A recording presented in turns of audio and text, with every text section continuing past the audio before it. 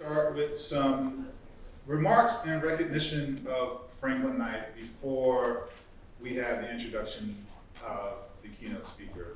I'm going to make a couple of remarks that are related to the lecture series, but first I want to welcome, representing the history department. Again, the history department has gone above and beyond expectations in helping to co-sponsor this event.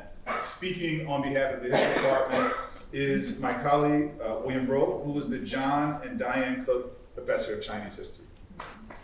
I'm here representing the history department. I'm an historian of China. I know nothing about this kind of stuff. But Franklin Knight has been a member of our department for half a century, nearly half a century, since we stole him from 1973. I came here about a decade later, and so we've had a long time overlapping. The history department in the 70s and 80s was quite an amazing place. We used to like to look at the U.S. News and World Report rankings of history departments, and year after year we ranked 5th or 6th, which was really neat because we were small. Every other history department in the top 10 was at least double our size. Princeton, I think, double our size. And everybody else was 70, 80, 90, 100, etc. And one of the reasons we did that, we were lucky. We had a lot of very high quality people. As Matt Walker used to say, he was part of one of the chairs of the history department, said, on a per capita basis, we're the best history department. But the other thing we did was with postal, right? We concentrated our resources in certain areas and didn't give a damn about coverage, right? I mean, when I showed up as an 80s historian in 1982, there was nobody in the department who worked anything east of Suez. We had no historians of Asia. We had no historians of Russia or Eastern Europe. We had no historians of any part of the Islamic world. But we did two things. Well, there were a few outliers, but one of the things that we did was early modern Europe. That was cool. There was some discussion about social history and evolutionism. That was one of the things. We were one of the leaders in that. I hope to say. The other thing we did was, I'm kind of embarrassed to say it now, was we did Atlantic history. And I gather this has got a bad odor about it these days. And what put Hopkins Atlantic history on the map was Franklin Knight. Yeah. Really, I mean, Franklin Knight, everybody knew his stuff. And I was really interested to hear this discussion of these his books. We had about a dozen books, really, maybe more. But the ones that I was going to mention a little bit about today, we already found out there's an enormous historiography, very sophisticated historiography, and very sophisticated political discussion to go around these books. For me, it's just something that, as an outsider, I knew. When the Caribbean, you can call Genesis if you like, but I call it the Caribbean, and some people who are in Chinese history want to find something about the Caribbean. They read Franklin Knight. I mean, it's like in my field, we had this guy named John King Fairbank. I don't know if anybody's ever heard of him. Most of us thought his stuff was pretty lousy. But people outside the field, modern Chinese history, John King Fairbank. The Caribbean, Franklin Knight. That was really a wonderful thing, I thought. When I came to the history department in 1982, the department was 100% tenured full professors. I would have said, with the exception of Frank Knight, they were all middle-aged white men. And Frank was a middle-aged black man. So he kind of fit in. but for Toby Dietz, who was a new PhD, came semi-writer an American Revolutionary historian, it was intimidating. All these senior people around, and here's you guys just got off the boat. What are you going to do? You know? But they were so nice to us. They kept inviting us to dinner. One final thing I would say is that Frank, as of 1993, was named the Leonard and Helen Stolman Professor of History. So an endowed chair professor in the history department. So I mean, it's a nice honor. It sounds good, and he certainly deserved it. And there might have been some money attached to it. I don't know. Sometimes these have money, and sometimes they don't. But what it didn't have was furniture. I mean, this is an endowed chair with no chair. We're no chair. We're here to redress that problem, aren't we, man? Yes. Yeah. So here's the chair that you should have had 15, 20 years ago.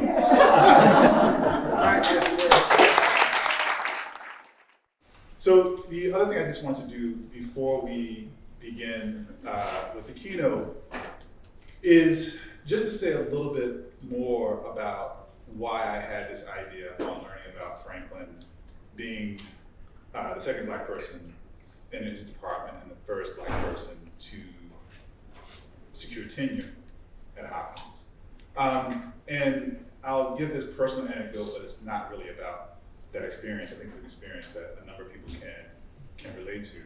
My first job was at Rutgers University, and I was fortunate enough to have Herman Bennett and Jennifer Morgan as colleagues, along with about 6 or 7 other Black people in the history department.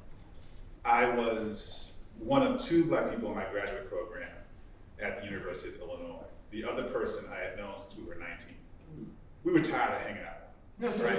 So it was a pretty isolating experience. And then to come into that environment and to have so many people who were looking out for me. At the time, I maybe had 1 drink of whiskey, and then Herman was like, "Oh, let's get together and go hang out." I don't know if you remember this, but it's a place on 124th and St. Nick. He went in asking for makers. I had never heard what makers was, but I knew this place did not have makers.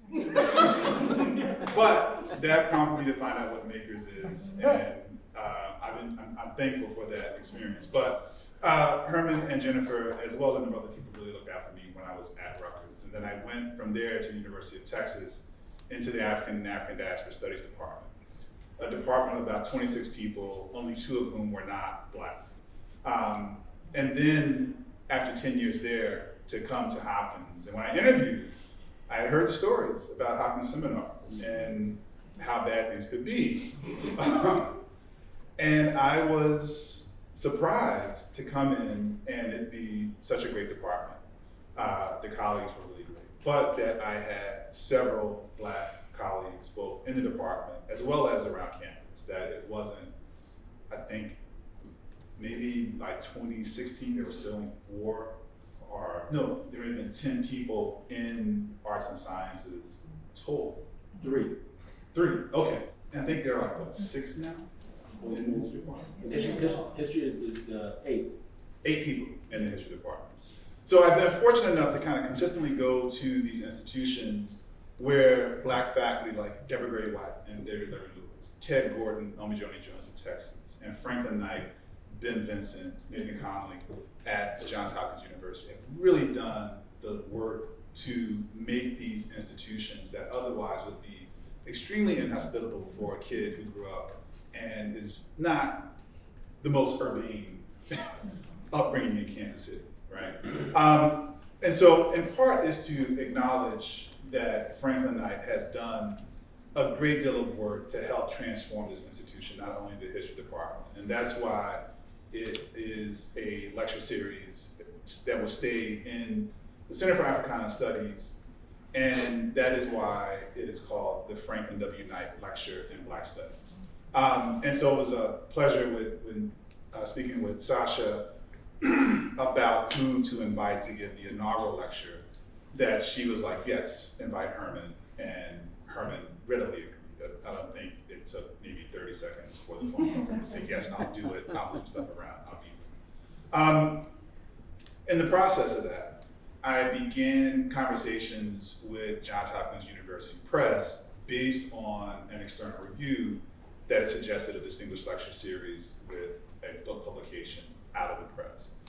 So while Herman agreed to give this lecture on relatively short notice, starting in 2024, this will become the Franklin W. Knight Lectures in Black Studies. And this will invite a distinguished scholar in Black Studies, not simply in history, to give 3 lectures over the course of a week. Well, the details will be worked out later. And subsequent to that, they will publish a book under 200 pages with Johns Hopkins University Press in this series that will be named after Franklin Knight. So that series. That said, I think this is a fitting way to end the symposium. And now I want to invite someone much more prepared than I am to introduce our keynote speaker, Dr. Sasha Turner. Good evening, everyone. Good evening. Thank you. What a wonderful day it has been. And I am deeply honored in this moment to introduce Professor Herman Bennett, who also was sort of a wonderful mentor and guide for me at my time at Rutgers University. I'm not sure if he remembers, but Professor Bennett sort of rigorously engaged with my paper at a seminar, and that really was a defining moment for me in bringing me to this moment where I am in terms of my research. So, I'd like to extend public gratitude to you, Professor Bennett, for taking such time with my work and for your general mentoring while I was at Rutgers. Thank you. So, of course, having you here, this moment sort of coming full circle for me. I've also taken the liberty of going ahead and sort of putting together your bio without sort of reaching out to you. I often find it a little, tacky is the word, to ask the speaker to submit the bio. So I did a little bit of work on myself. So forgive me if there are any errors or oversight. Professor Herman Bennett, this is a homecoming of sorts. I think we've heard earlier that you started your early career here at the Johns Hopkins University, then went on to Rutgers University and the City University of New York Graduate Center. Professor Bennett is a renowned scholar on the history of the African diaspora, with particular focus on Latin American history. Through his work, he has called for scholars to broaden the critical inquiry of race and ethnicity in the colonial world. He has written extensively on the presence of African slaves and freedmen in Mexican society during the colonial period and on the consequent interaction between Native Americans, Europeans, and Africans in colonial Mexico. He's the author of 3 field-defining works: Africans in Colonial Mexico, Absolutism, Christianity, and the Afro-Creole Consciousness, which was published in 2003. Colonial Blackness, A History of Afro-Mexico, published in 2009. And I think this is my favorite one, African Kings and Black Slaves, Sovereignty and Dispossession in the Early Modern Atlantic, published in 2018. Professor Bennett has received many fellowships, including from the Institute for Advanced Study at Princeton University, the Mellon Foundation, the National Endowment for the Humanities, and the American Council of Learned Society. And congratulations are also in order, yes, for Professor Bennett, I hope I get this right, who was recently honored as Distinguished Professor, the highest academic honor bestowed by the CUNY, recognizing Professor Bennett for his outstanding scholarship and service to the Graduate Center and the history profession. Congratulations, Professor. Thank you. I just want to say, before I get into all the things, some of my favorite historians are in this room right now. Some of my favorite scholars in this room. And some of the amazing work that's been assembled and produced by the folks here who have been passing through. At the end of the day, when we're all like trying to figure out what's what, the work that has been produced by you is the kind of work that has been really field defining, that keeps people like in the archive, keeps folks thinking hard and working harder. And so I just want to thank you all for that. Your work has been really transformative and sustained. I want to thank Minka, and I want to thank Sasha, and I want to thank all everyone who has worked hard to put this day together for Dr. Knight. I'm not just honored. I'm moved to be here. I feel like this is in many ways a homecoming and also a family reunion of sorts, and to be able to hear people extol the importance of your work for ours that's just what it should have been. And I should have always been planned. So I just am very glad to have been invited.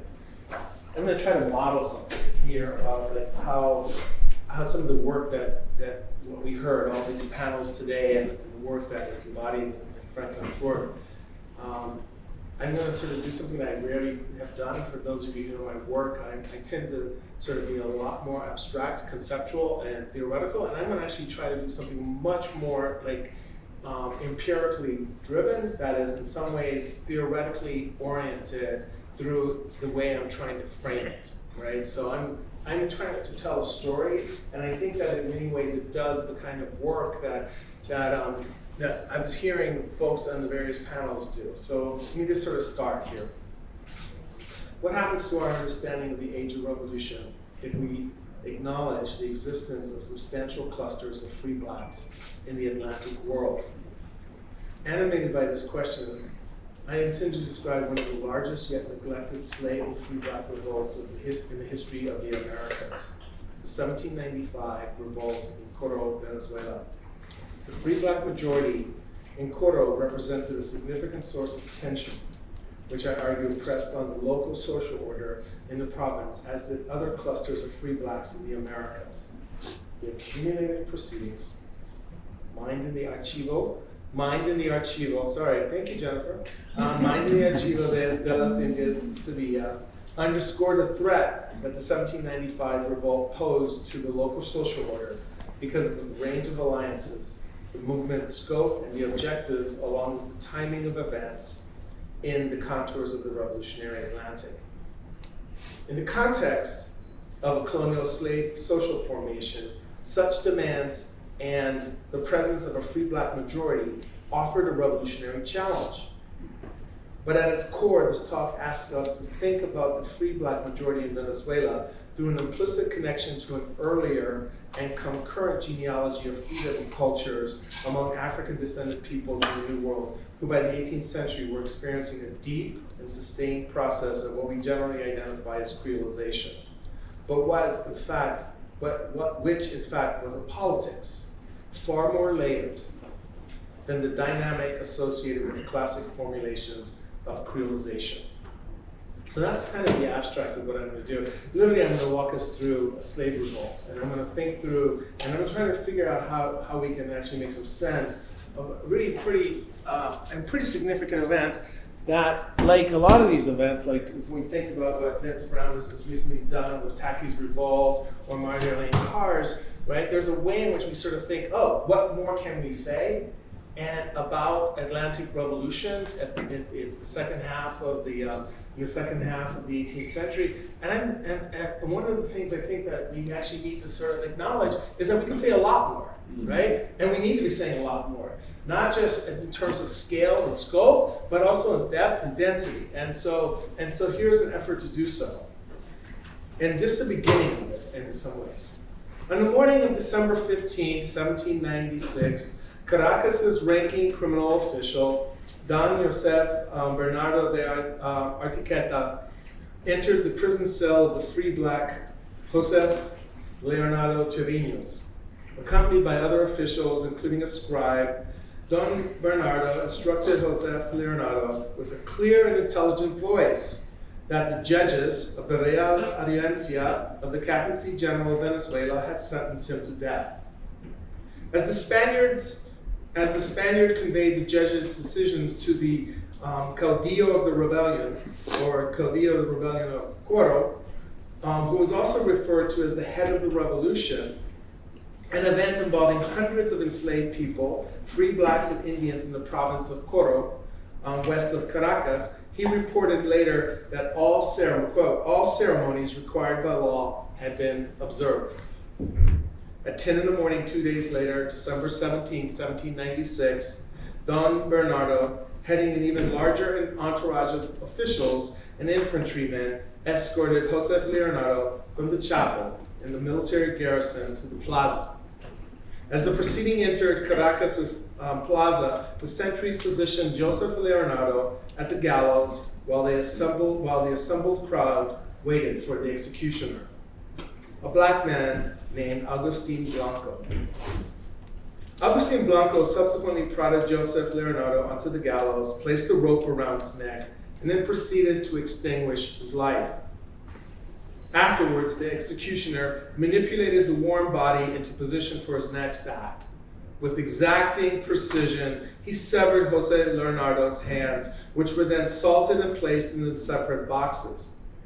As executioner handed the cargo of severed hands to a courier, Don Bernardo ordered Agustin Blanco to remove the head. The executioner compiled severing, salting, and then placing Joseph Leonardo's head in a box. With the severed head encased, the detail of soldiers and officials assembled, led by a black crier announcing the crimes of the deceased. The procession, commanded by Don Bernardo, marched from the plaza to the road leading to Coro, where at a distance of 20 feet, soldiers, auxiliaries, and executioner created a pole on which they impaled Jose Leonardo's head. With the completion of this gruesome act, the detail returned to Caracas. The entire affair, Don Bernardo reported, lasted 8 hours, during which time all formalities had been properly observed. Officials did not limit the application of justice to the head of the revolution.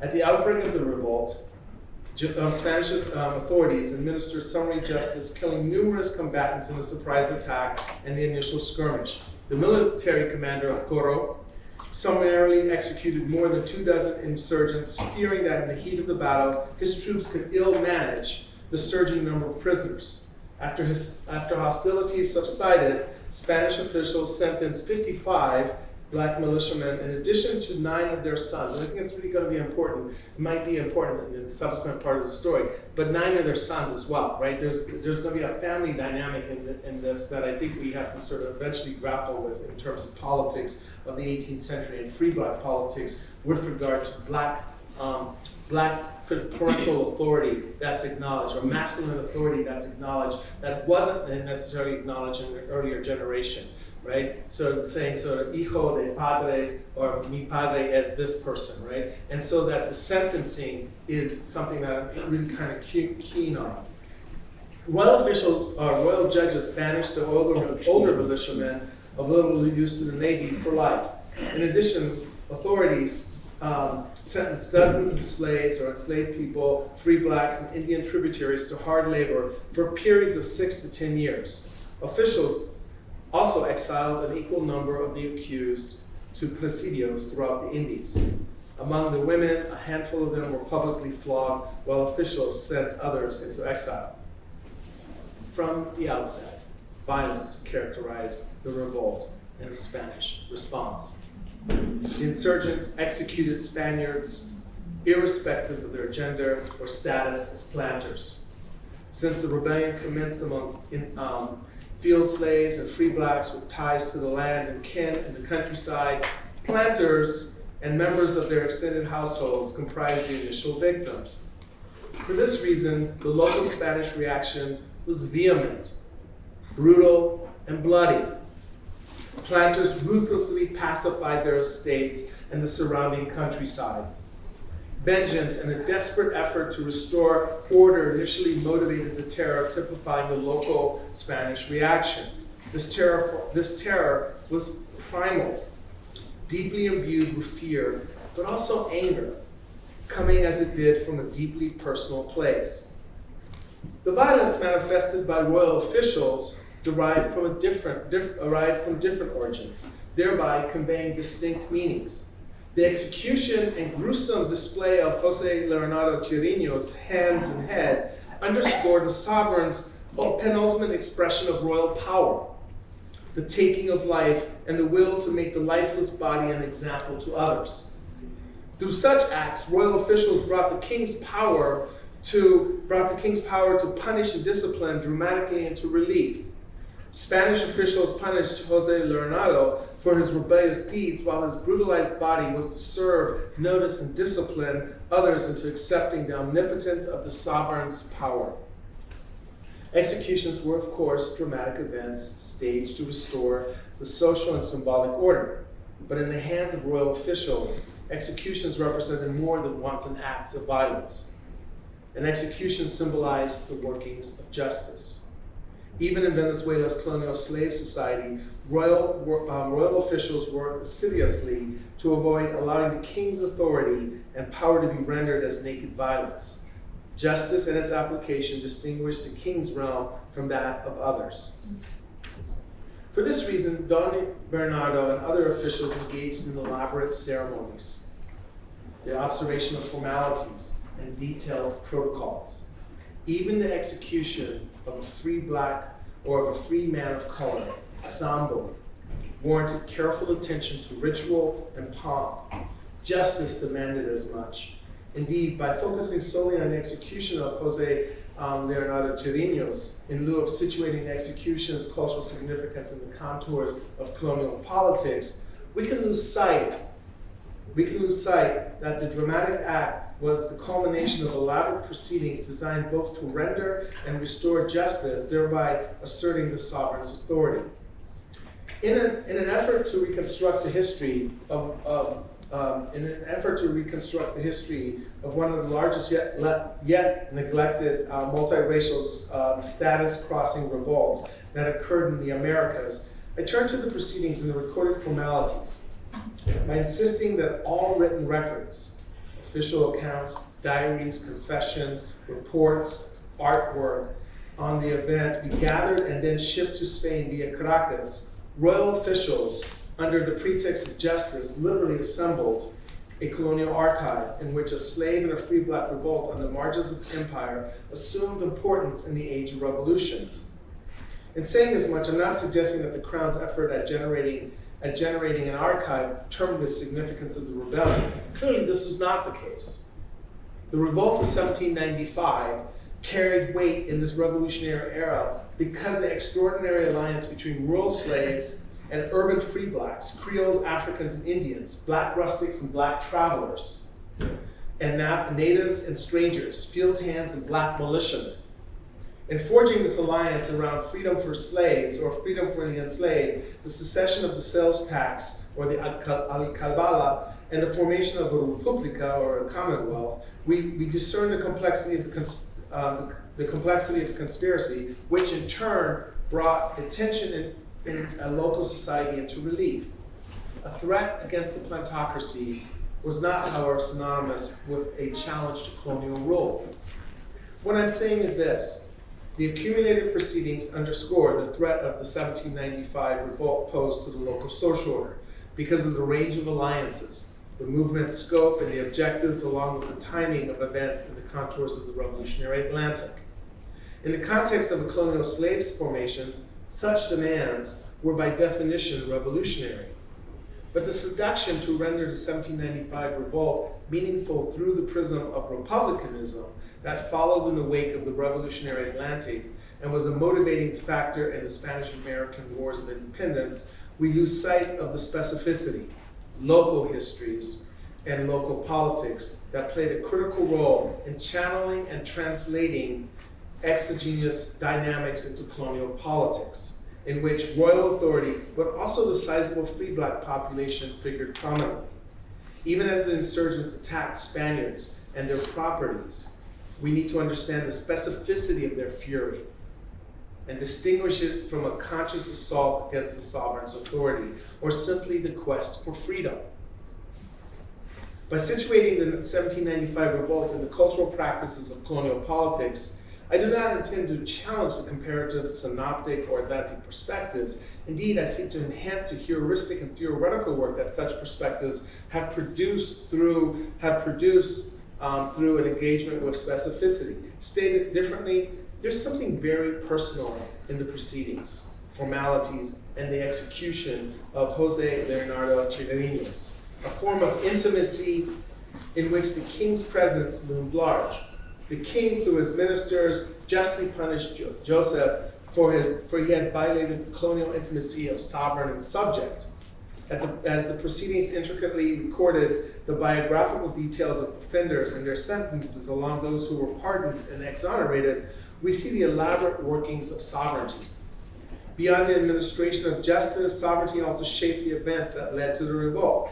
The insurgents, according to the contemporaries, believed that the king, as a benevolent sovereign, had years ago granted the enslaved as his subjects freedom, a royal order that disobedient masters had suppressed.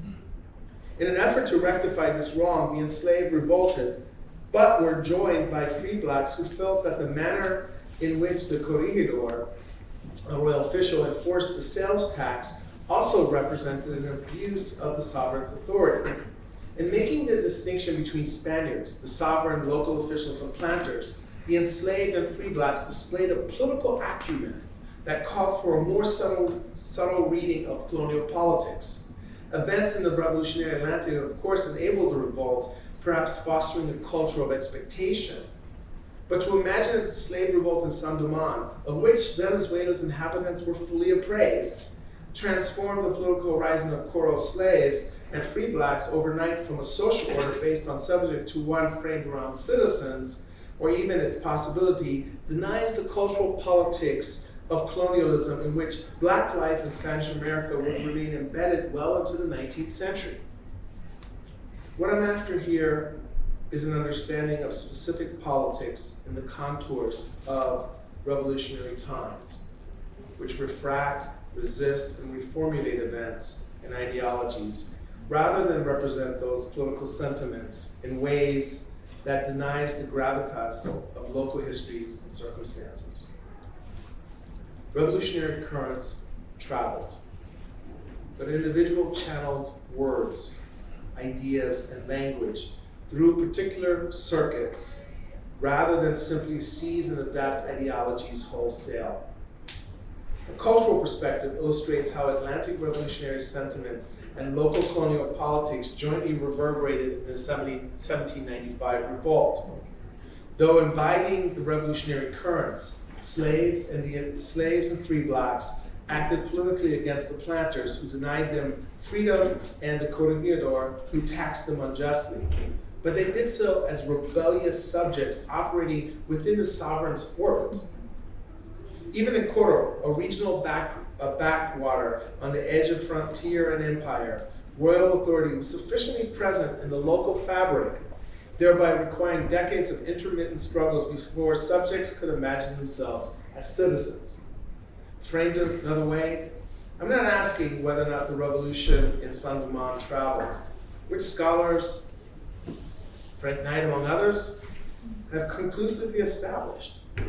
Instead, I'm pressing to explore how news of the events and fostering a culture of expectation intersected with local conditions and colonial politics through the revolutionary Atlantic, which in turn brings a continuum of political possibilities imagined by the enslaved and free blacks into relief. Events in Coro can teach us a lot about the enslaved and free black politics in the 18th century, especially when we look beyond the heuristic prism of Atlantic studies and African diasporic perspectives, often lacking an appreciation of deep local context, or for that matter, liberate the 1795 revolt from the teleology of the Spanish-American War of Independence, right? And partly what I'm trying to get us to do here is that we're actually at a moment now where I really fundamentally believe that we need to be theorizing in some really fundamentally different ways with regard to the question of diaspora, right? So at what moment can we historicize diaspora into the local so that it doesn't actually allow for a kind of long arc that doesn't attend to the specificity, right? Without necessarily losing that sort of arc. And similarly with regard to the Atlantic, right? There are ways, and I think that there are ways in which that kind of theorization of a prism that's so broad and so of a scale, but it risks a lot of things about the local and the political that I'm kind of curious and keen on speaking to. Because what happens then is that we lose sight of what goes on the ground, the kind of ways in which politics emerges because of a range of things, of genealogies, of connections, of linkages, and so on. To suggest that the events of 1795 were an exercise from Venezuela's historical record and the nation's cultural memory only slightly overstates the case. Venezuelan historians have long ago acknowledged the significance of events in Coro. In la Insurrección de los Negros de Coro, Pedro de Acaya identified the 1795 rebellion as a key event in Venezuelan history that momentarily challenged the planters' authority. In building on the conclusions of previous Venezuelan historians, Acaya concluded that the revolt in Coro should be seen as a precursor of the Spanish-American War of Independence. Guided by fear of losing control over their slaves, thus resulting in diminished political authority, the planters aligned with the authority of Spain, or authorities in Spain. Events like 1795 elicited among the planters a conservative reaction to the outbreak of War of Independence. Arcaya, like his predecessors, ascribed importance to 1795, but confined its overall significance to the politics of independence and Venezuelan emancipation. Such a perspective stems from the characterization of Coro as an enclave of the slave society in typified 18th century Venezuela. The implicit assumption that informed Acaya's arguments revolved around the idea that the contradictions of slavery prompted the 1795 revolt, to which planters responded with force and subsequently generated reticence in the face of the ensuing wars of independence. For this reason, Arcaya's description of Coro and the events of 1795 center on the regional social structure and the sociology of a slave society. By defining Coro as a precursor of the Spanish-American War of Independence and slave emancipation, Arcaya and his predecessors sought to situate the region and its rebellious tradition in the national pantheon of Venezuelan history. In this history, the wars of independence and to a lesser extent slave emancipation occupied a critical role in the formation of an independent republic of Venezuela. Through the prism of the nationalist present, the events in Coro have remained overshadowed. But what is worse, the nationalist teleology confined slave and free black politics to local issues that prompted but ultimately remained subservient to nationalist narratives. Events in Coro, local in scope, faltered in the face of planter power, but servile discontent fueled the patriot cause that culminated in Venezuelan independence. By offering this critique of local and nationalist historians, it is not my intent here to suggest that their version of events are based on a limited understanding of slaves or slavery, though that may be one of the consequences. They are correct, however, in offering an understanding of the events as being rooted in the local circumstances and events that resulted from the existing society, and the implications that rising expectations fueled by the Código Negro and certain claims that the Real Audiencia and the king had granted free blacks legal titles to land. Arcaya and others are also correct in viewing Coro in the context of subsequent developments, including the Wars of Independence, in which planters were reluctant to embrace the patriots, fearing that opting for independence, they would risk losing their slaves. Coro, in this respect, can be viewed through the nationalist historiography as a precursor for independence and emancipation, but also an explanation for why planters displayed an unwillingness to join the patriot cause. I want to suggest, however, that events in Coro, in light of slave and free black demands, should be situated in both a local and overlapping contexts that demand a Spanish-American, Atlantic, and diasporic perspective that attends to Tupac Amaru's rebellion, the issues of the Alcabala, the Haitian and French Revolution, which had some reverberations in Coro as a result of the movement culture that characterized the black population of the region, and the complexity that characterized the certain Caribbean world to which Coro and Venezuela more generally belonged. But engaging in multiple contexts, we must be attuned to how individuals translated larger events and ideas into their vernacular, local signs and symbols, informing colonial politics. Just as nationalists have overlooked the ways that the local articulates with region and nation, Atlantic and diasporic perspectives still demonstrate far too little understanding of how transcendent phenomena, revolutions, and cultures intersect with local context. Scholars of the African diaspora and the history of Latin America have also overlooked events in 18th century Coro.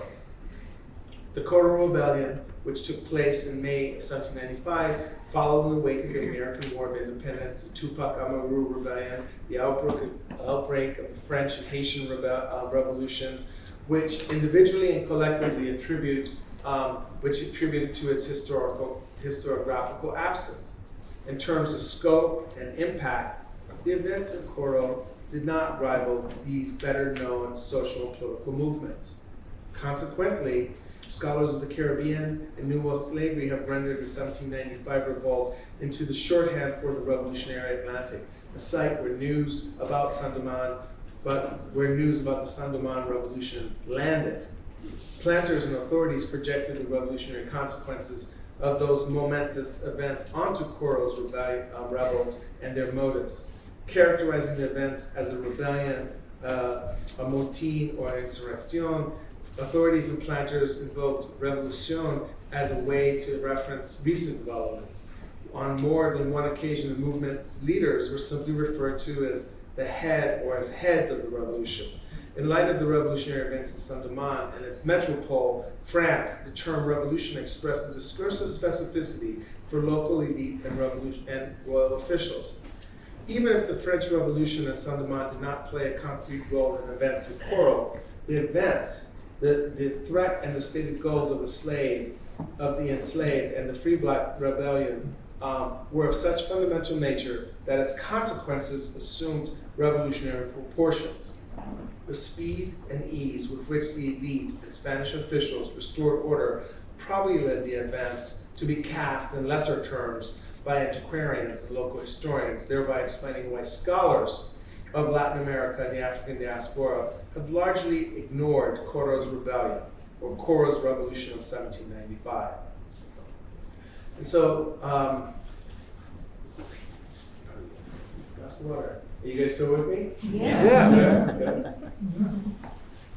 Thank you, because I know it's been a long day. The narrative of events. By most accounts, the rebellion erupted late Sunday, May 10, 1795, as hundreds of enslaved people, Pardos and Indians had gathered at Don Josef Talera's hacienda, El Socorro.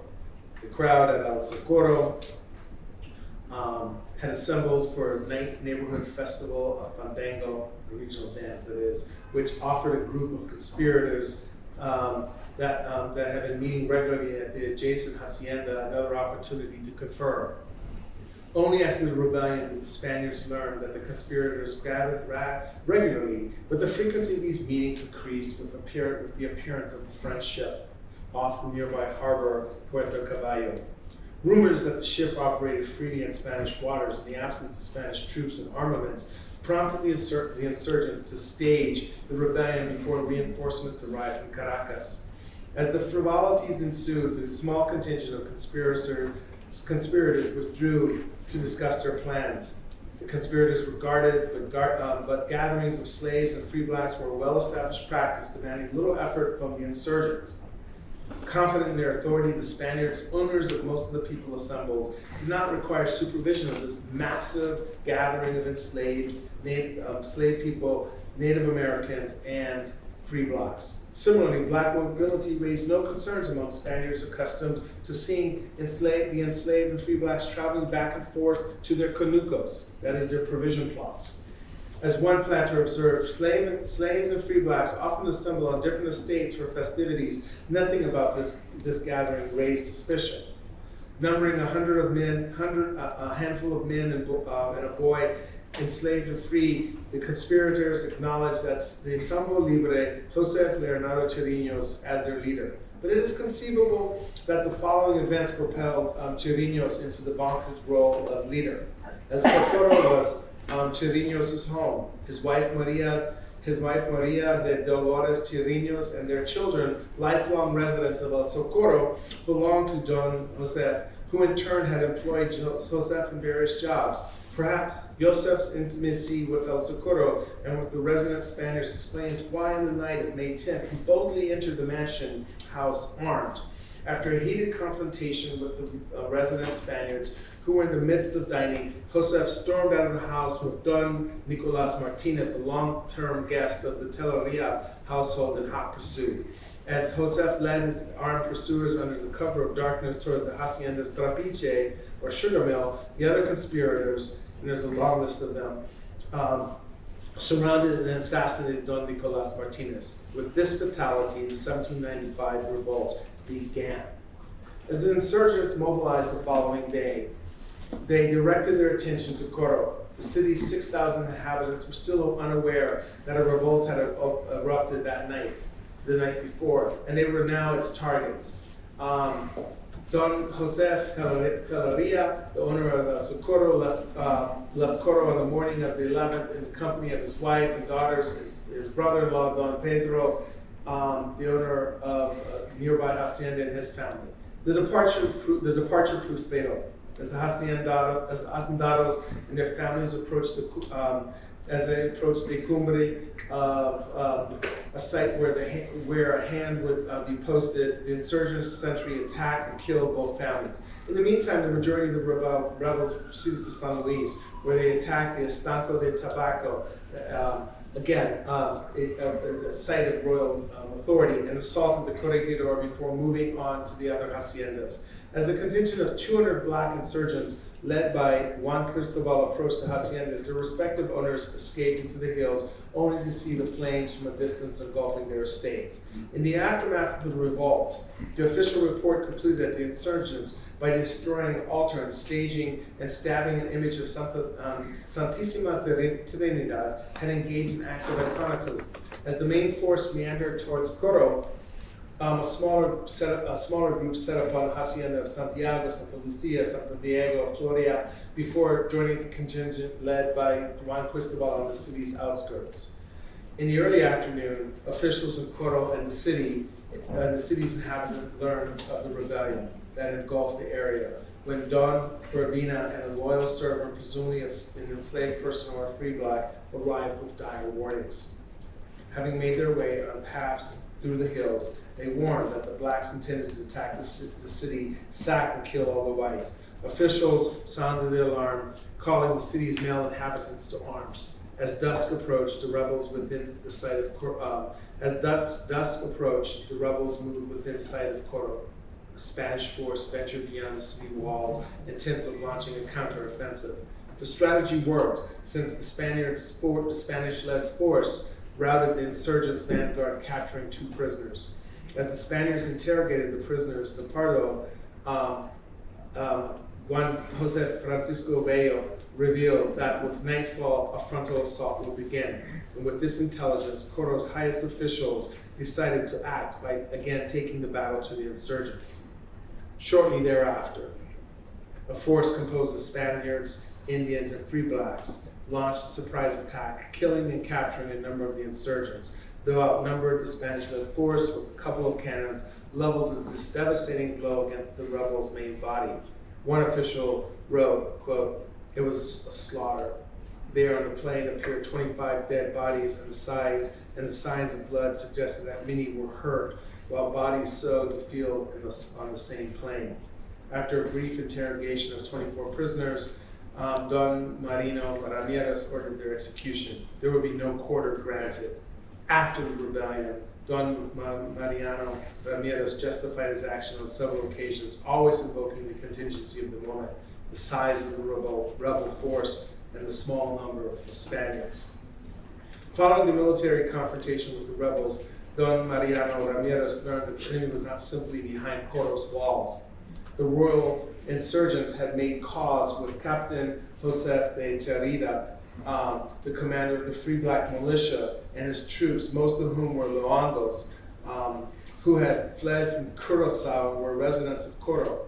Don Mariano Ramirez now felt justified, having earlier refused to arm that militia when news of the revolt first erupted.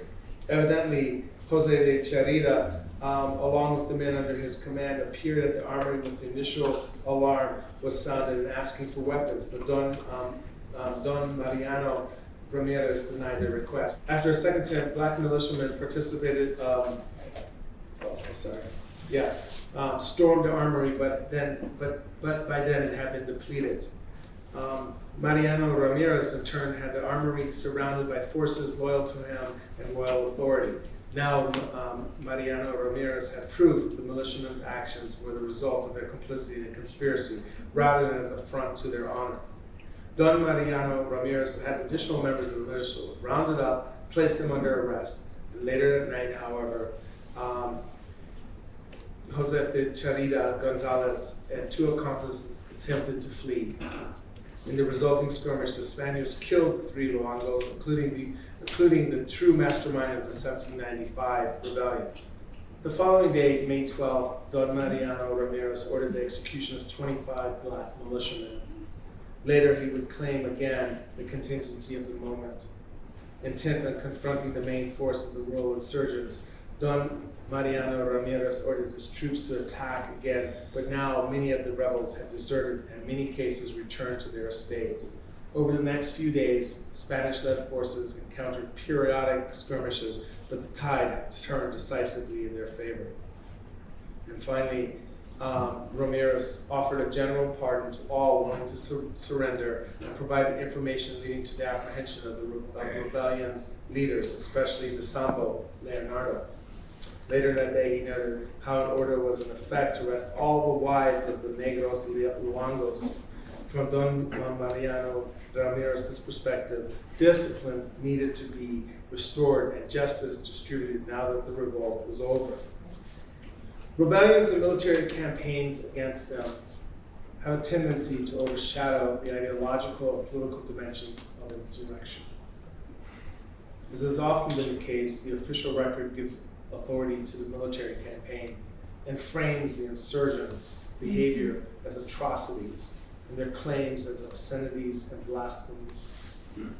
For the same reasons, the events in Coro emerge in the official record as a slave rebellion, despite the overwhelming presence and participation of free blacks. Even in the insurgents' demands to abolish the alcabala, that is the sales tax, or the destruction of the estanco, and other royal prerogatives, are given far less attention than the insistence that the slaves be freed, to which Spanish commentators often appended, they wanted to kill all white men and marry the Spanish ladies. In light of the numerical preponderance of gente de color, we might ask, what effect did the substantial free black population have on Coro's slave community? The idea of a black community and the still prevailing distinction between slave revolts and colonial politics. That's just one question.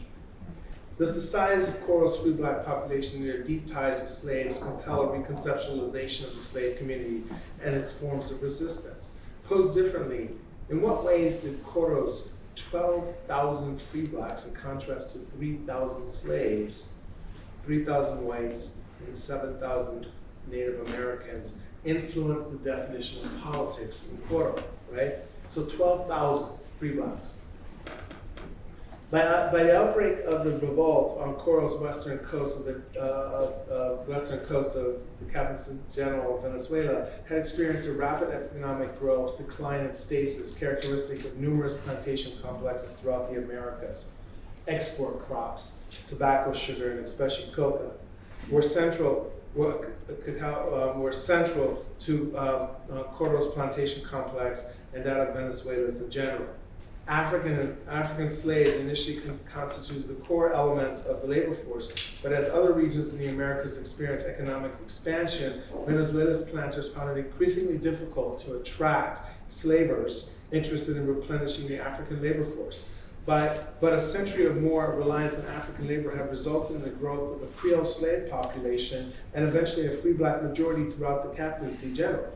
In Coro, these figures were even more dramatic. In a region composed of a city and its 155 haciendas, there were 3,000 enslaved blacks and 3,000 whites and 7,911 indigenous peoples, right?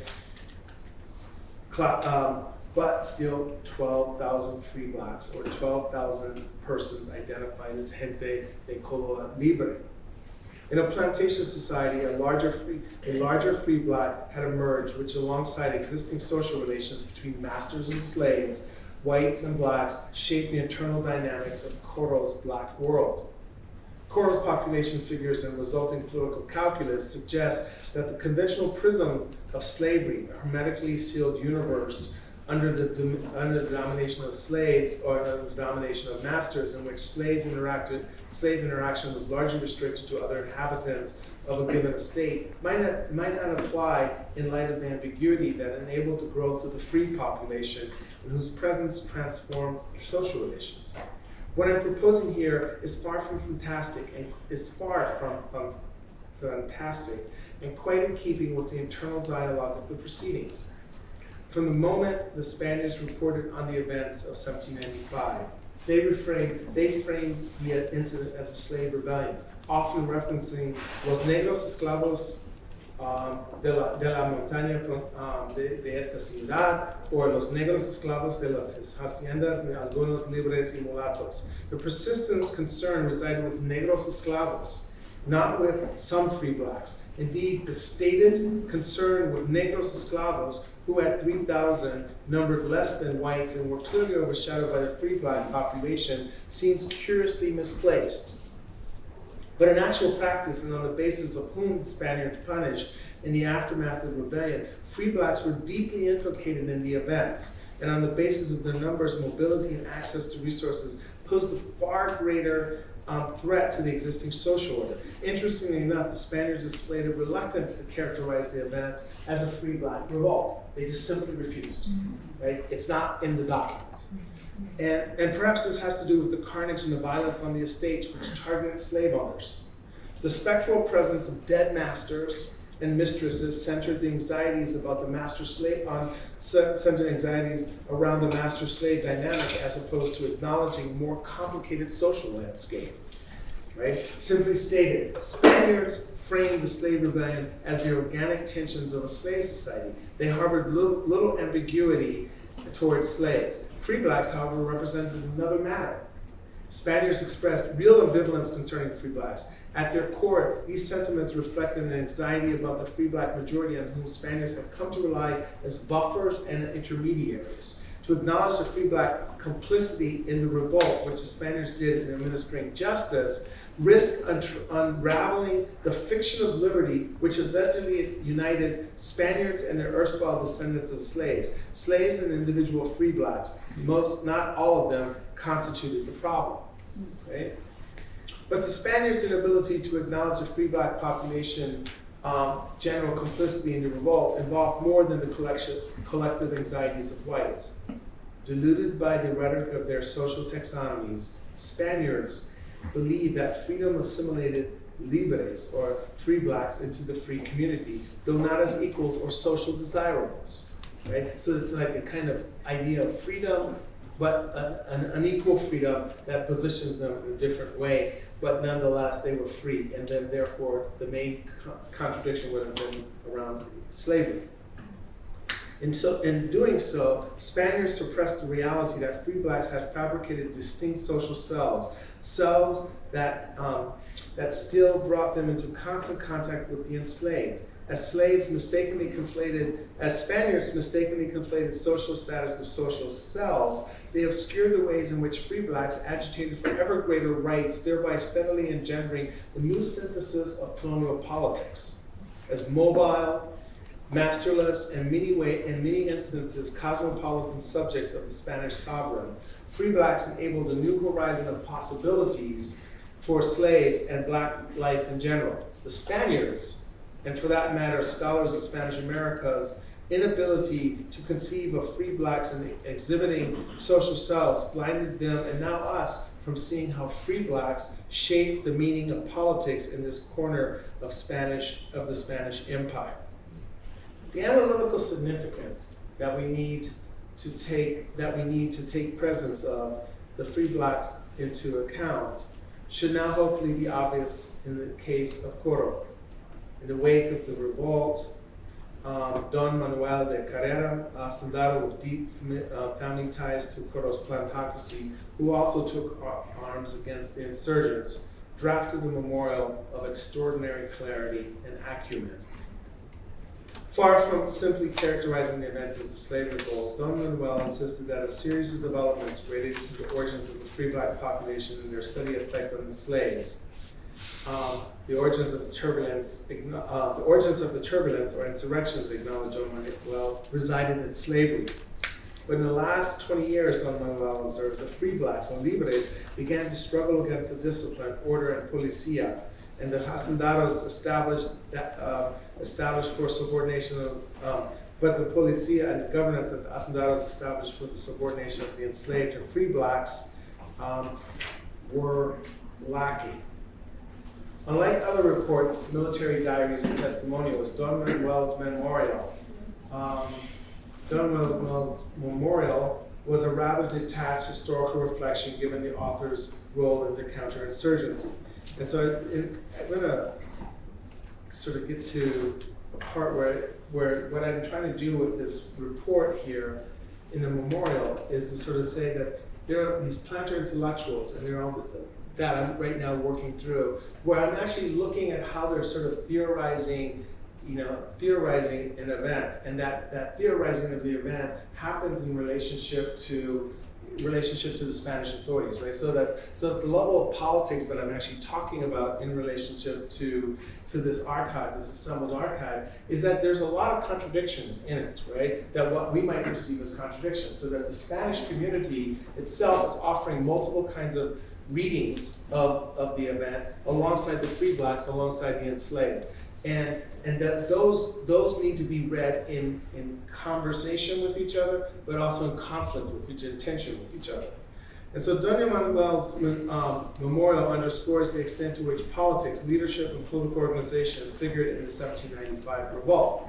The insurgents' demands, the abolition of the Cabala, freedom for the enslaved, the creation of the republic, with the creation of a republic with French laws were at once simple in its clarity and profound in its implications. Collectively, they inform us about the political lives of slaves and free blacks in ways that circumvents the teleology of political independence, or placing the emphasis on how ideas like the Haitian Revolution traveled and translated locally. The slave and free black conspiracy was, above all, the politics of everyday life in a society on the peripheries of empire, sites where the local conditions were always enveloped in the cosmopolitan of travel, empire, and the circulation of news and ideas. Free blacks, Africans in this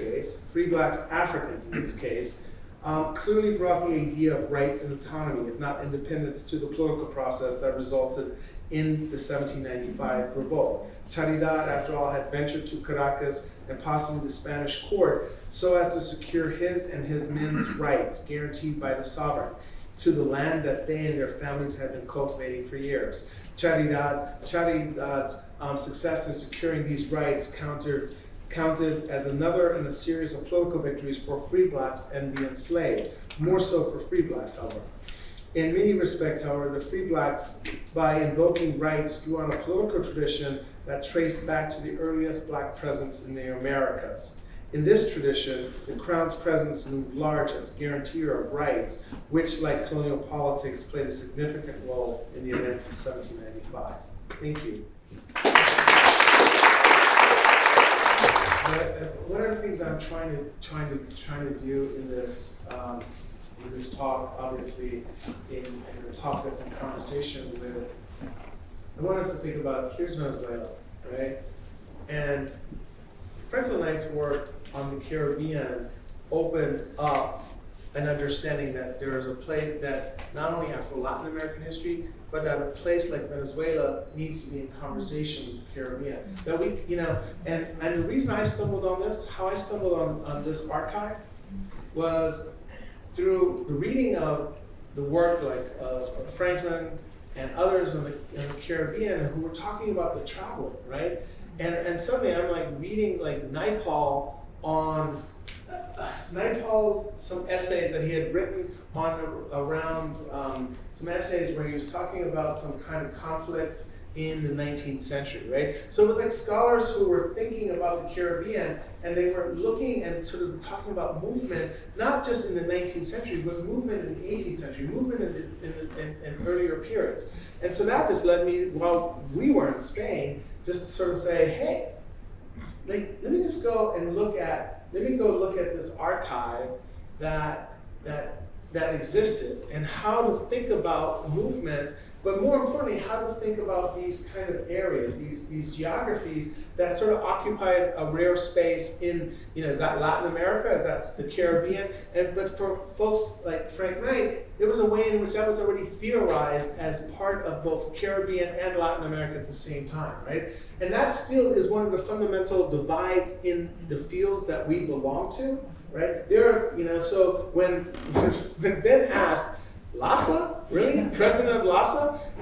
And that's a kind of radical positionality that Frank occupied, right? Where he was not allowing for the Caribbean not to be the Caribbean, and at the same time not to be a part of Latin America. And so a work like this is actually trying to get us to sort of think about the intellectual currents of the Caribbean, right?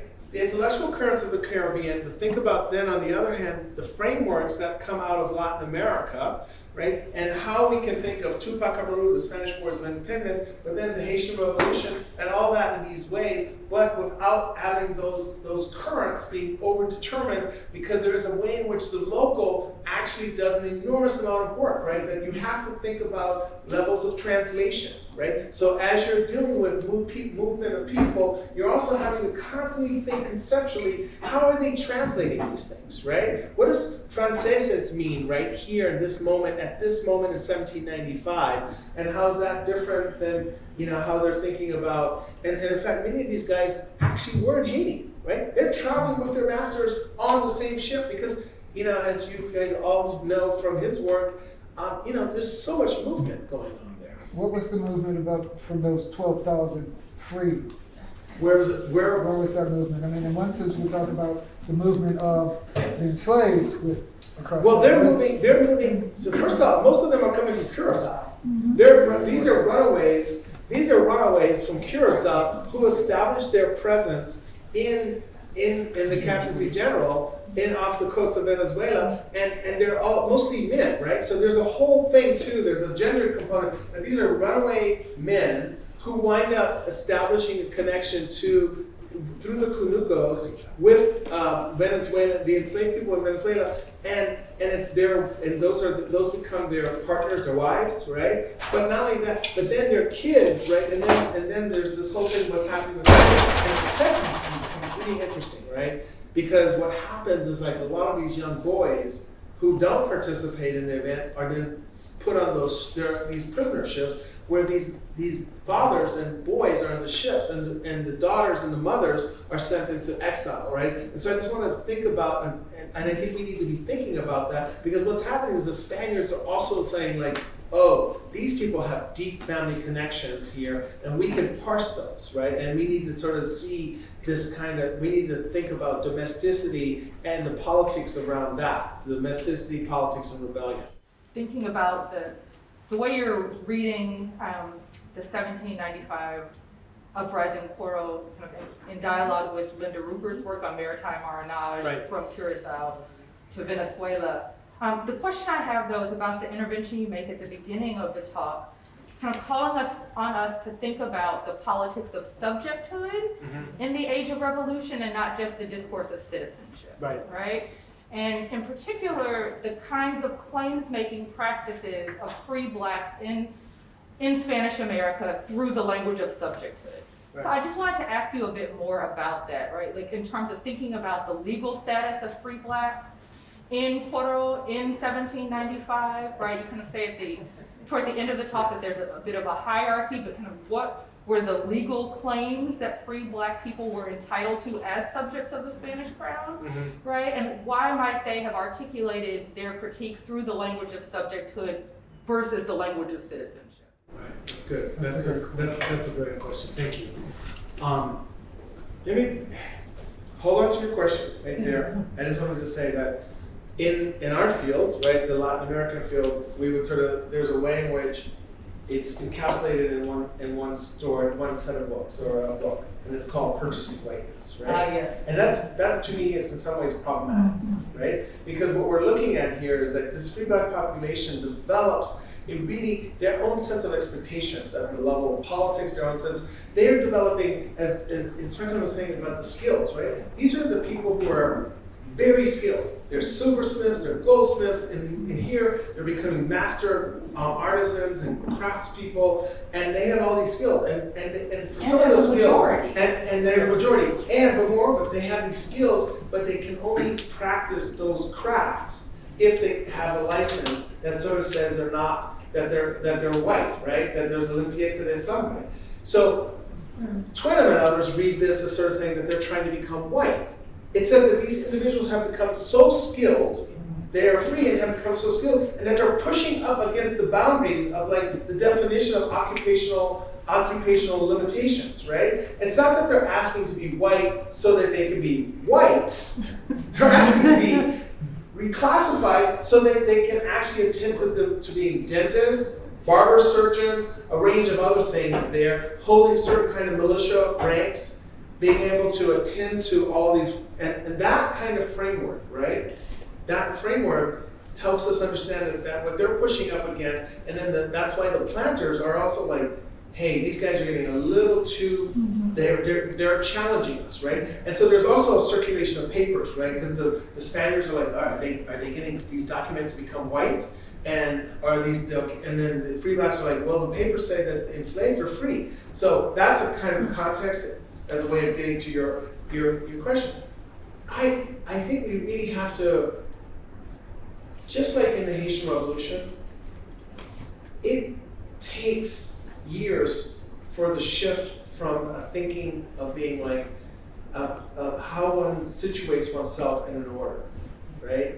If you are a subject, you understand what the range of that is, right? You might not be equal to someone else, but the shift towards citizenship, that is a polity in which the divine or kings or nobles are not on top. It takes a while for that to actually make its way into people's thinking, right? Because it's a kind of centering that happens over the course of the first decades of the 19th century. It's not something that people emerge right away. And especially, it requires them also, what we'll see in this case and what I'm working on in some larger sense in the 18th century and throughout other parts of Latin America, is to sort of say, because of the rights discourse comes from Catholicism, and oftentimes, it takes much longer for that embrace of a kind of fully republicanized understanding of oneself, a Republican understanding that allows for citizenship that isn't grounded in a kind of rights base that's sanctioned back to Christianity, right? And so partly what I want to do, and I would love to hear sort of Franklin and Sherwin and Ben think through on these issues, because I think, and Blanca as well, because I think that part of it is that we're so quick to get to that point, right? We have French Revolution, and you sort of think that right away they're all Republicans, right? I mean, you could be fighting under the banner of Republicans, but you still aren't really sure where does that lead you in a theoretical sense? Where does that lead you in terms of the political tradition? You're actually like, okay, well, we want to necessarily fight against this, but that doesn't necessarily mean that you're actually embraced a kind of theorization of oneself as a secular being in relationship to the political order, right? And I think that transformation has to happen, that happens with time. So that's my only way in which, and I do think that the question of subject position is a real dominant one, because it also becomes the framework, as you guys know from many of the works of people in here. It's a positionality that comes with a lot of rights, right? The fact is that those men, and they can actually make claims to their kids, comes from the kind of Catholic universalism, where they're like, este hijo es mío, right? And that child, when he is petitioning, or the daughter is petitioning and sort of saying, soy hija legítima, right? It's not just so that you're a doncella, that you're a single, an honorable woman. It also means that you have claims to parents, right? That they actually have claims to parents who actually have been married in the church. And those particular kinds of claims for people for whom those kinds of forms of social selves were denied in the previous century, in that century it becomes important, and you begin to see those claims, and it becomes hard for them to let go of that, because that becomes the route through which people sort of situate themselves both as subjects and then subjects in the relationship to the king, right? And I'm just looking at this as the next iteration of that. A question, a clarification question. You said that they asked for manumission of the enslaved and also les Françaises French laws. So if my chronology is correct, it's 1795. By this time, France has already liberated her slaves and everyone has citizenship in the so-called Empire of France. So are these this rebels? Right. They're asking on the one hand to be enslaved and to be put under the French Republican laws, which are suspect, but they give us emancipation. Yeah, yeah. But you also talked about 12,000 people who are décolores. Yeah. Décolore does not exclude, for example, what you would call, I know one is not supposed to use the term, bozales, or people who have just come. Yeah. Or from the 3,000 Africans, they're not just Africans. No. Or enslaved. No. Yeah. I'm looking, there are 3,000 enslaved, but are they homogeneous? Are they divided up? No, they totally are.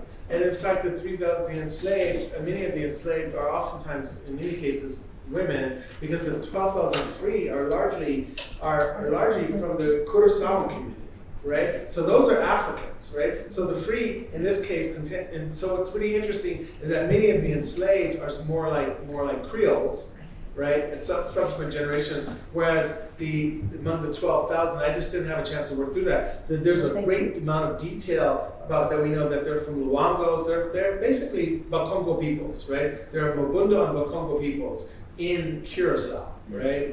Who are actually, maritime Maroons, as Rupert and others have shown, right? These are individuals, and then they make their way into Venezuela, and are able to, they become the core of the militia, right? So that's another thing, right? Runaway enslaved people who then become the core of the militia, and then also are traveling, right? Most of these, so they are bringing back papers from the Spanish court saying, and people are like, are those papers for free, or are those papers? And folks are like, well, these papers are about land rights. These are paper that says that we're militiamen and we have land rights. Or and then on the part of the planters, are those papers that say that they're white, right? Because that's the other thing, right? The Spaniards, who are like vehement, right? In this, the Venezuelan planters they're vehement in their opposition to they're vehement in their defense of whiteness,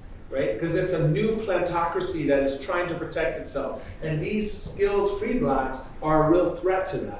And so that they're like, so who's signing these papers? Where are these papers coming from? What are these papers saying? Are these papers making these free blacks white, or that family white? It's that specific, right? And they're like attacking scribes, they're attacking royal officials. And so then and that's also why at the beginning I'm sort of saying, in terms of the execution, right, that detail of the colonial politics is that the crown is trying to restore power in relationship to the enslaved, but also in relation to free blacks. But they're like sort of saying, you can't just execute people, right?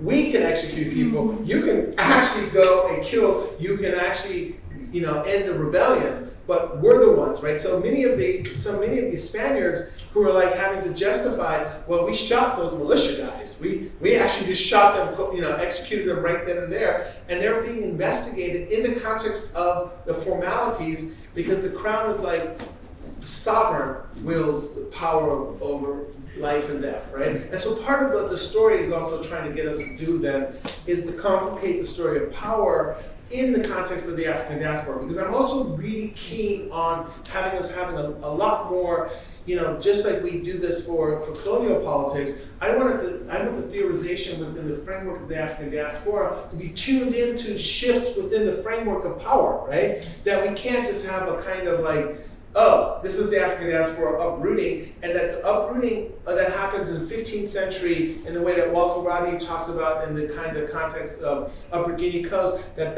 theorization there can't be the same theorization that we have for the diasporic understanding of the state in the 18th century, right? So we have to think about we have to have a theorization of the African diaspora in relationship to power and state power that moves with time and moves into different kinds of registers, right? Because if we just allow that, then we're just looking at a kind of flat-footed state that then winds up making its way into the 18th century when that landscape is so much more complicated. That's what I'm interested in. That's why I'm interested in these formalities, right? Because it sort of speaks to a new kind of thing, a way in which the Spanish state is assuming a certain kind of presence that also has to have some impact for how we think about this with regard to the diaspora, Afro-Latin America, et cetera, and the Caribbean. I'm wondering how, and I can't tell how much this is resonating with the last book, but how then do you think about the ideas of politics, of power, of freedom that those Africans brought with them, then they had to navigate in one context, and how does that inform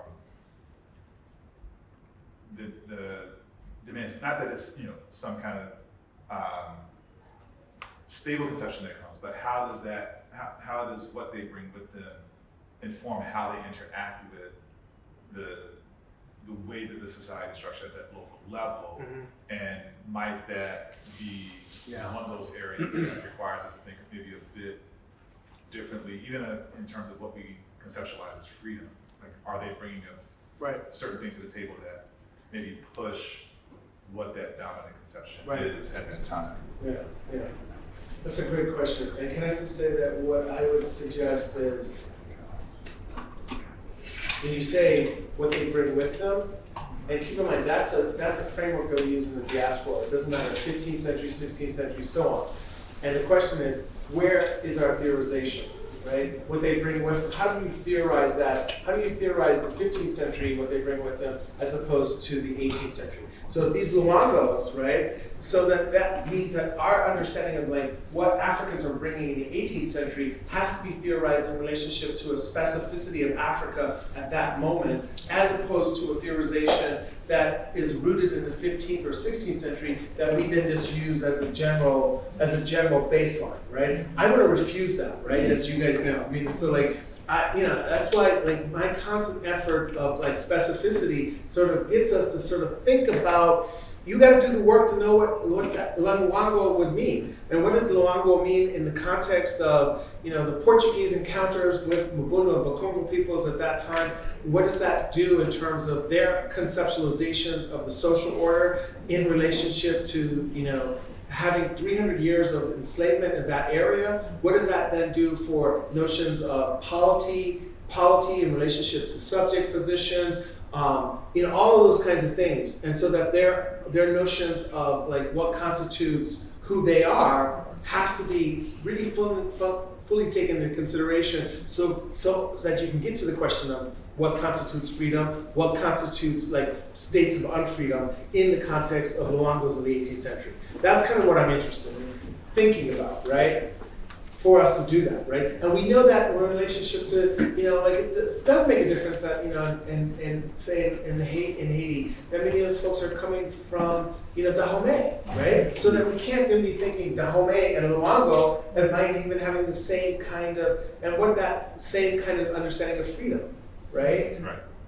Because there's different kind of political traditions that are bearing on those different parts of Africa that then make their way into the New World. So our framework of understanding this in relationship to the Americas, and that's why all the work around in here is also really important, because everybody in here is working profoundly at a local level as a way of understanding that, right? We're historicizing, deeply historicizing. You could read, Jessica's work and just sort of say, okay, that is a very specific theorization, historicizing of this, right? Which requires somebody like me who's working in the same 18th century to sort of say, well, we're writing in the 18th century, but there are multiple 18th centuries that are inhabited in the Atlantic at that moment, right? So I have to, and then to think about that in relationship to like Sharon's work or Ben's, or a range of you in this room. That's what I'm saying, and that's where we're getting to now.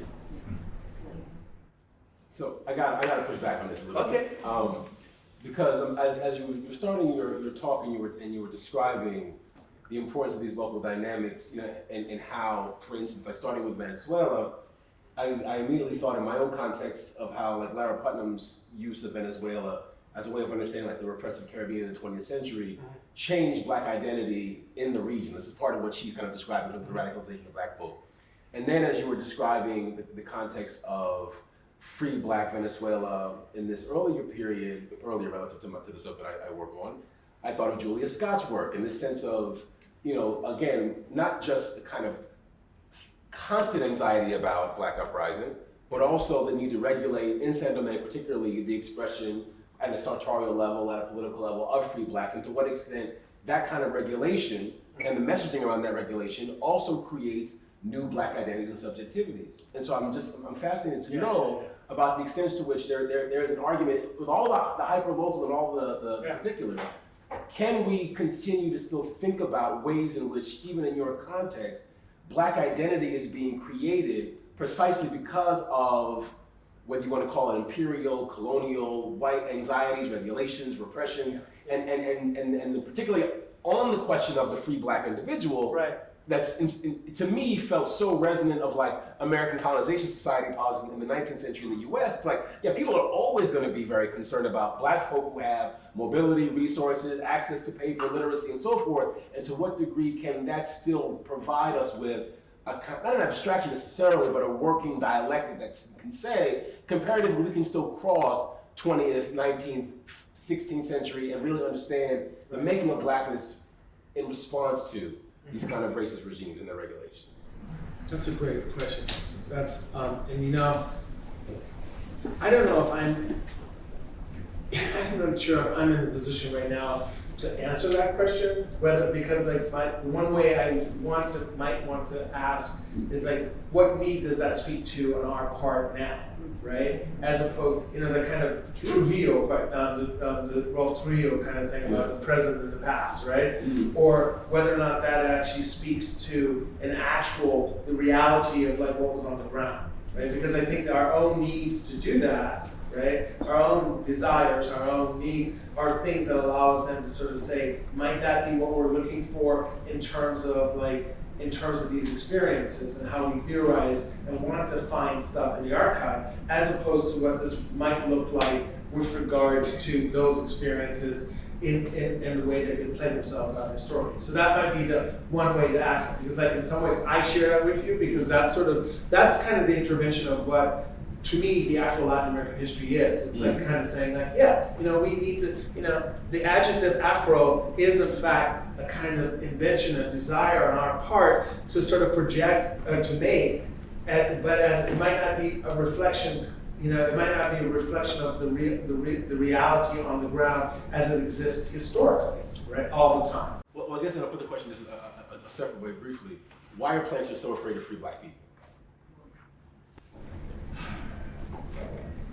I think they're afraid of free Black people in Venezuela for different reasons, because I think that's where I was saying, like, I hadn't realized how new that plantocracy was and how insecure it was, right? And it was also haughty, right? I mean, that's the thing when you read in the Wars of Independence, that plantocracy was like pretty cocky in a way that, and so their threat, and so their relationship to this, I mean, they didn't care about the dance. They were like, oh, we're so powerful, we can do this. But what they were concerned about in their case was like what was going on with white men, right? Because they wanted that privilege. But then I don't think all plantocracies had the same anxiety with regard to different parts of the Black communities, right? I think that there are just different kinds of dynamics, and we haven't really understood that. I mean, it's like the same thing in the Cuban case, right? The stuff that we've learned in the Cuban case, they're just like, different ways in which the plantocracy is responding to different free black and enslaved populations, right? So like when you read the stuff on Aponte and all that, you're like, oh, they have a whole different dynamic with regard to these free blacks, and especially like after the wars of independence, those people that Frank was talking about coming back with George Washington, they're talking about, oh, those people came back and they've been fighting on the part of the Americans. And that's what I want us to do. Right? I want us to get out of at this moment, I just want us to get out of I want us to not necessarily use diaspora as a way of not doing the kind of hard historicizing, right? That's what it is. Not because I'm trying to say, let's get rid of it. That's not my thing, right? My thing is like, let us do the deep historicizing so that we can think about traditions, that we can think about power, that we can think about the local, that we can think about this moment, the moment, right? Because that's how, in our present, we figure that out, right? There's a lot of differences in who all of us are in the context of this contemporary moment, and yet we figure out our forms of collectivity, and yet it allows for our forms of differences, right? We coexist in that difference, right? And we're aware of that. And so why not be aware of that in this way, as opposed to like being threatened that somehow asking questions of specificity and historicizing might sort of undermine the project of what diaspora represented as a political project. Yeah. Right? Good. Okay. One last question. Okay. No, Yeah. I believe, but I was going to say that in your own work, Yeah. and things like Ruth Ayub's work, what seems to me to be really important, and I thought you would focus on it a little more here, is time, place, and circumstances. Right. And it comes through your work that if you move a community in time, it's different. If you move it geographically, it's different. And what is the conditioning factor? The circumstances of the movement and the time of observation. In your study of Koro, what I thought is important, just listen to you, it's not my specialty, I just vaguely know about it, is that one of the characteristics of the Venezuelan free-colored population is that they dominated transport. Yeah. Land transport and sea transport and river transport. And this was so crucial to the maintenance of communication within an empire that took 1 year to get a message from the periphery to the center. And what also is indicated in this mobility that they had, and this really important function, because they're taking all the royal information from the center to the periphery to the officials, is that they're running through these different jurisdictions where by virtue of their occupation, they have exemptions, or they think they have exemptions. And you know, you've run into them, they get thrown into jail because they're drunkards, but it turns out that they can't jail them because they have the Royal Mail. It has to go on to the next community. And so, you know, there are lots of these cases in the archives where there's a conflict between these pseudo-free colors, because you know they are servants of the state, and they're crossing these administrative boundaries and creating a lot of problems and setting a bad example.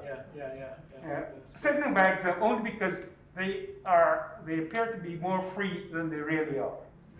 And it's when a lot of the friction is when they cross over, when somebody from Curacao ends up in Coro and he can't be arrested. Because, as I said, he is a servant of the state. He is the mailman.